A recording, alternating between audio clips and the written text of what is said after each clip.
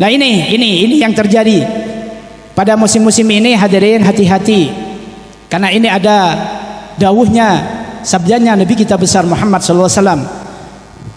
Pada akhir zaman ini akan terjadi qalilun fuqaha'uhu wa katsirun khutaba'uhu. Di akhir zaman itu akan sedikit orang-orang yang alim, tapi akan banyak orang-orang yang bisa berpidato. Hati-hati itu. Jadi orang bisa pidato itu belum tentu ulama, hadirin. Ini sudah dikatakan oleh Rasulullah sejak dulu.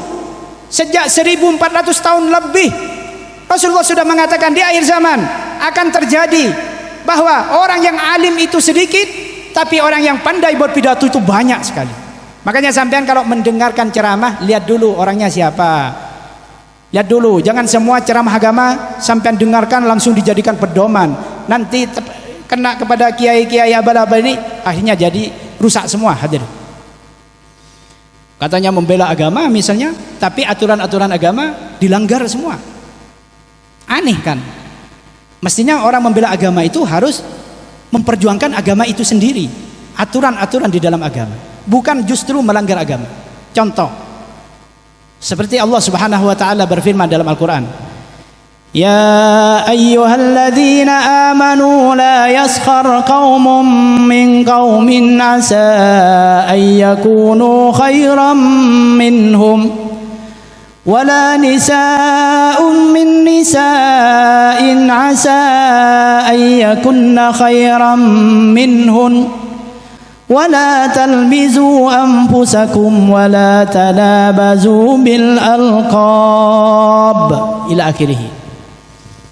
La yashar qaumun, wahai orang-orang yang beriman, la yashar qaumun min qaumin asa ayyakunu khairan minhum.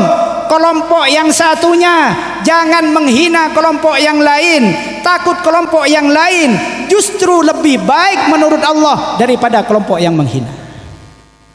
Sekarang aneh, mengatakan membela agama tapi menghina kelompok yang lain. Ini berarti melanggar pada ayat yang saya bacakan barusan. Bagaimana dikatakan untuk menjayakan Islam kalau Al-Quran tidak diikuti? Mestinya tidak boleh menjelek-jelekan yang lain, karena takut yang dijelekkan itu justru lebih mulia di hadapan Allah daripada orang yang menjelekkan. Tidak boleh. Apalagi memvonis kamu neraka, kamu akan ada, udah baca bahasa Indonesia nah, erek kering neraka, erek kering aja bakal badan erek kering neraka, akan ada yang paling bawah di neraka. Kok sepertinya neraka milik sendiri gitu loh. Gak bisa begitu itu. Kita harus tetap husnudzon. Bahkan ayat yang berikutnya yang di bawah, ya ayyuhalladzina amanu ijtanibu katsiran minadh-dhann inna ba'dadh-dhanni ismun. Orang-orang yang beriman, jauhi prasangka-prasangka. Jauhilah prasangka-prasangka. Karena prasangka itu sebagian berdosa. Loh, kok sebagian prasangka yang berdosa? Iya, ada sebagian yang tidak berdosa, yaitu prasangka baik yang dikatakan husnudzon. Prasangka baik. Yang prasangka jelek itu dosa itu. Kalau orang selalu berprasangka, oh itu karena dunia, oh itu hanya karena ingin jabatan, oh itu karena, itu kan prasangka-prasangka semua. Pantaskah kita mengatakan kita ini membela agama, sedangkan perintah Allah untuk tidak berprasangka jelek itu kita langgar? Terus bela agamanya itu di mana gitu loh? Seterusnya, istanibu katsiran minadh-dhann inna ba'dadh-dhanni itsmun wala tajassasu. Jangan mencari-cari kesalahan orang. Bukan malah mencari kesalahan orang, mana aibnya, mana keburukannya, disyuting, ditulis, dikirim ke media sosial. Apa ini tidak bertentangan dengan perintah Allah Ta'ala wala tajassasu? Kenapa sih kok repot-repot dengan mencari kesalahan-kesalahan orang? Uang kesalahan sendiri itu jauh lebih besar mungkin daripada kesalahan orang itu. Semut di seberang lautan kelihatan, gajah di pelupuk mata teman tidak kelihatan, hadirin. Kama qala Umairama, hadirin. Kenapa kita ini kok tidak bisa melihat dosa kita? Memang repot, hadirin. Kalau melihat yang jauh itu memang kelihatan semua. Sampean lihat ya, telapak tangan ini kan, ada jempol, ada ini, ada kelingking dan sebagainya, ada tulisan tangan. Ini kalau sampean mau lihat jelas harus dijauhkan. Harus dilihat dari jauh, kelihatan semua. Ada kelingking, ada jari manis, ada jari tengah, ada jari telunjuk, ada jempol, ada tulisan. Kalau jauh kelihatan. Tapi kalau didekatkan nggak kelihatan. Mana ini kelingking, mana ini nggak kelihatan.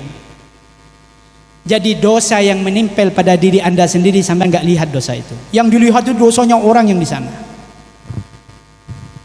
Seolah-olah orang itu kafir. Emangnya gampang mengkafir-kafirkan orang itu. Selama orang itu masih melakukan sholat, ini dikatakan ahlul kiblah. Ini tidak boleh dikafirkan.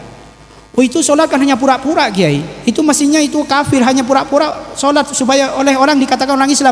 Loh, soal masalah pura-pura kan urusan hati. Sejak kapan kita ditugasi menjaga hatinya orang? Kita ini ditugasi kunna nahkumu bidzawahir, Allahu yahkumu bisarair. Kita ini menghukumi yang jelas-jelas saja, yang zahir-zahir saja. Pokoknya orang sholat sudah itu Islam. Soal hatinya bagaimana, Allah itu yang menghukumi. Kita ini kok ingin menjadi pasukan penjaga hati, hadirin ini.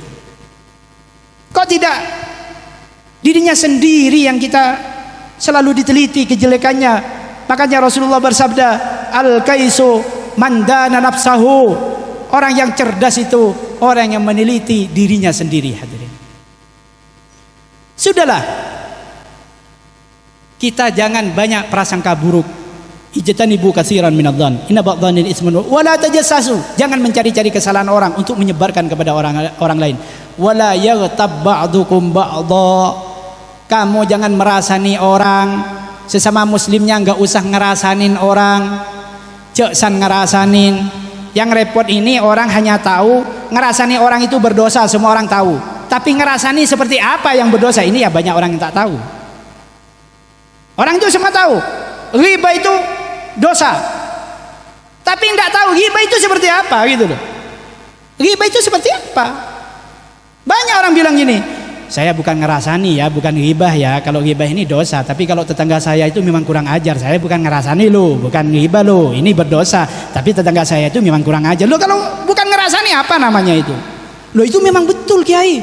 Tetangga saya itu memang kurang ajar. Saya bukan ngerasani. Yang dinamakan ngerasani, namakan ghibah itu kalau tetangganya sampean kurang ajar, sampean kasih tahu pada orang bahwa tetangganya kurang ajar. Itu namanya ghibah. Itu namanya dosa. Itu ghibah. Kalau tetangganya sampean orang baik-baik saja, bukan orang yang kurang ajar, tapi sampean bilang sama orang lain bahwa tetangganya itu kurang ajar, padahal tetangganya sampean itu baik, ini bukan ghibah namanya. Ini namanya buhtan. Buhtan ini berbuat-buat hal yang bohong.